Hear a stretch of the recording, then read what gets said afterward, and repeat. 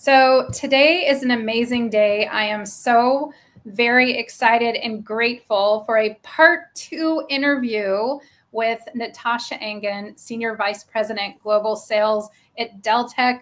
Natasha, there have been so many amazing things going on with you and Deltek and your business and your title.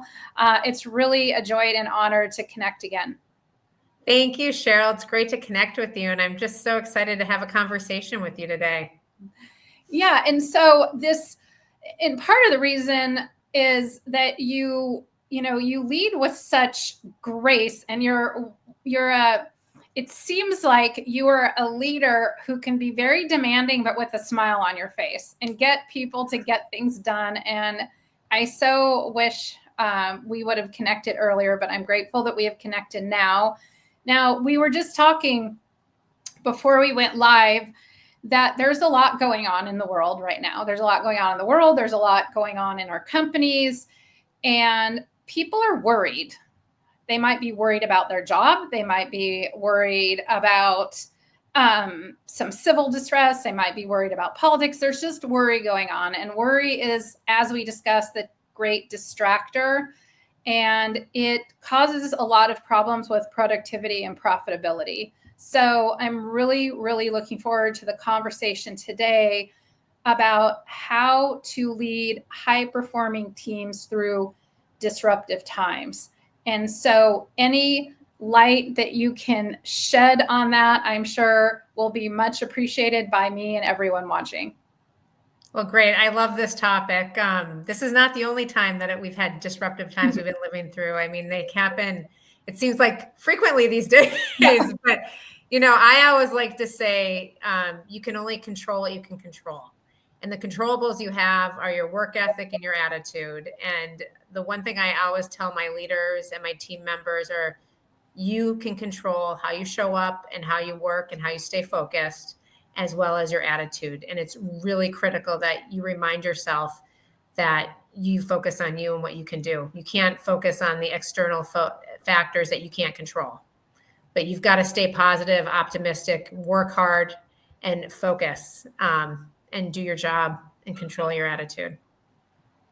That is great advice. And what would you say to someone who says, well, I know that, but how do I do it? Because my colleagues have been fired, or I have friends that are losing their jobs left and right, or these are the consequences of the new administration. How does it affect me? Or this is going on with the company. So I guess what I'm getting at, what if someone has buy-in to what you're saying, but they're really not sure how to do it?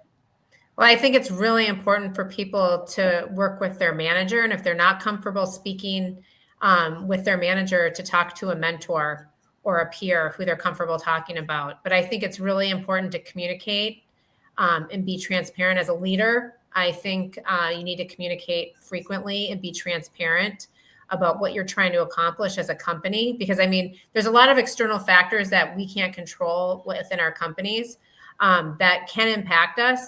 But we've got mind share that we've got to capture from our employees. And so we've got to communicate with transparency and be clear with them.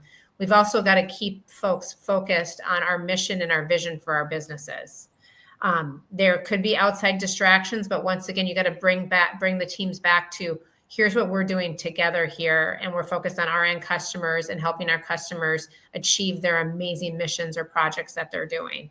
And then I also think we've got to move decision-making down and push it down at all levels and empower people to do their job so they feel like they have control over something in their decision-making, authority, and power. Even if they're an individual contributor or a first-line manager, you've got to be able to have authority, and we got to be able to delegate that and provide tools and training to the employees to do that. Yeah. So the two things that really jumped out at me was communication and control. And that really hit me hard, because the one thing that I see, especially when training teams, is that there's the uncertainty is what has them a little bit unglued, and so, which ultimately obviously is very costly. So it sounds like communication and then control, like all the way down to the individual contributor, is really important. Yeah, I think from a communication standpoint, you got to be honest and just share with folks that what you know about disruption, because you're not going to know the full picture and you're not going to know necessarily the outcome, but you got to be clear on what you know and what you don't know. And that transparency helps build trust. And that's really what we need to do through our communication during uncertain times is build transparency and trust with our teams. And then provide clarity to them around our priorities and what we're trying to accomplish and articulate the organization or company goals in the context of the disruption. I know you were talking about other types of disruption, but I like to think about AI because I look at AI as a disruptive force for a lot of companies. It's also one of the biggest opportunities we have, as individuals leveraging AI to make our jobs better and easier so we can focus on, higher value tasks. But I just think that there's a lot of opportunity out there. And then I think one thing that we don't always do well from a communication standpoint is listen. We got to spend more time listening to our teams and listening to our peers and listening to our customers so we can really understand what's needed and we can get a really good feedback loop going. Yeah, that is so important. And then what do you think? I mean, I'm not going to put any names out there, but there have been some companies that don't put a lot of time and effort into listening to customers or like customer success and all that. What are the consequences of not doing that? Well, I think the consequences of not listening is that you lose your customers over time. May not happen initially, but you can lose them because they're not going to have the opportunity to build that trust with you, because there's that feedback loop still. If you're talking with your employees from a communication standpoint and being honest about what you can do and can't do, the same thing happens in all relationships with a company and its customers as well. So I think it's really important. And, if people don't spend the time to listen about what's going on with their products or services or solutions and hearing from their clients, that's, again, an opportunity to make improvements or at least hear a customer through and let them understand why or why not it may be a good thing for your business to do what they're recommending or not do what they're recommending. But having the dialogue and really listening to their perspective and point of view can really help improve a relationship as well as the business. Yeah, 100%. And I totally understand the temptation, especially like, Deltek seems to have new products. A lot of companies seem to have new products coming out. I understand the temptation of, a product launch and making sure the product is successful and then taking an eye off the customer and what the customer needs. So is there a way to kind of balance that without neglecting one or the other? We had our Deltek users conference last week, Project Con. And so it was a great conference and I heard a lot of good feedback from our customers, and that's not always the case. And I have to say the one thing that was a consistent message that I heard is that we were doing what we said we were going to do, and we delivered on the things we said we were going to deliver the year before at the conference. We said we were going to focus on our user experience and our user interface, and we did, and we delivered a whole new user experience and user interface. We're not going to just take with one product, we're going to use it across all our products. And the other thing is we said that we were investing in AI, and we did, and we unveiled a new capability called Della that's going to go in all our products, where there's going to be a prompt library and prompts you can use in all your products so business users can be more impactful using technology solutions. So our technology solutions. So I would say, it goes as easy as doing what you said you're going to do and delivering on it, but then continuing on that journey and continuing to deliver and take the feedback in a continuous loop. Yeah. So also it seems like what you're saying about leading internally during disruptive times is also the same, not the same, but true for leading your customers through disruptive times. I believe it's very similar. Yes, I do. Maybe not everyone does, but I think it really does, because you just want people to be invested in the process. And it comes down to relationships a lot at the end of the day. And is that they're that trust factor. Trust is what you want within your teams that you're working with at work. And you also want trust in your professional relationships with customers too.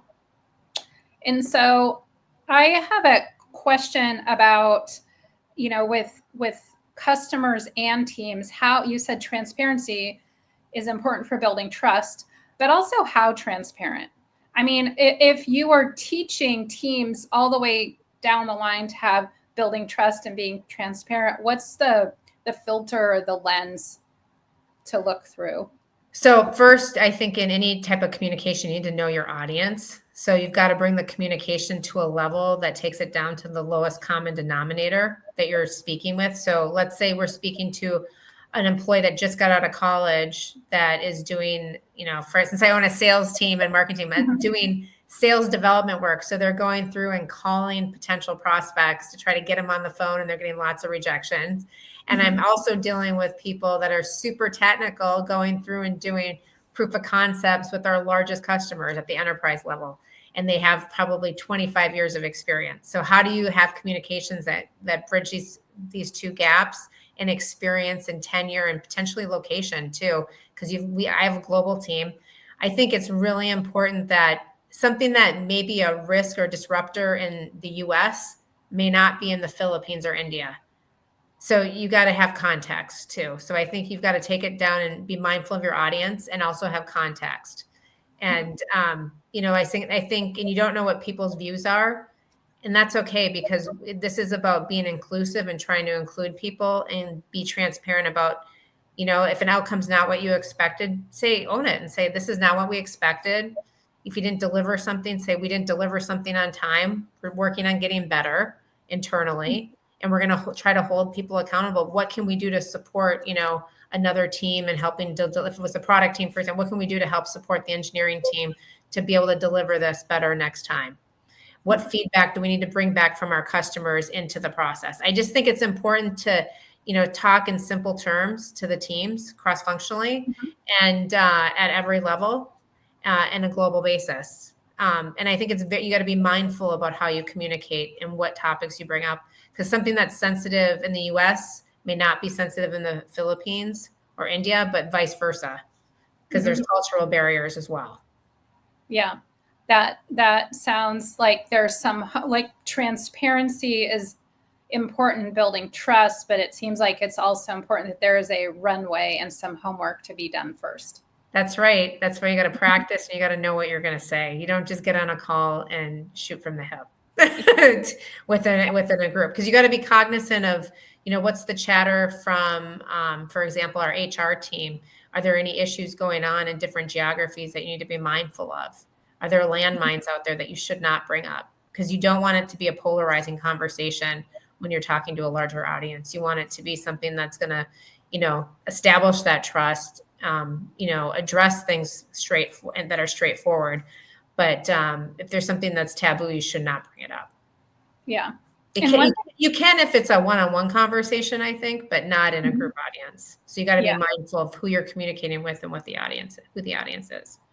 Yeah. And I have a more of a specific question geared towards, female leaders, especially leaders in certain, parts of the country, or culturally speaking. Sometimes there's different indoctrinations, especially for women who are further marginalized within our gender, or women in general. But what if there's a desire to be transparent and they want to build that trust, but they're having challenges speaking up? Like, their gut and their heart is speaking to them, and it's actually very important for them to speak up, but they're holding back. What would you say to those women who are like, oh no, that's me?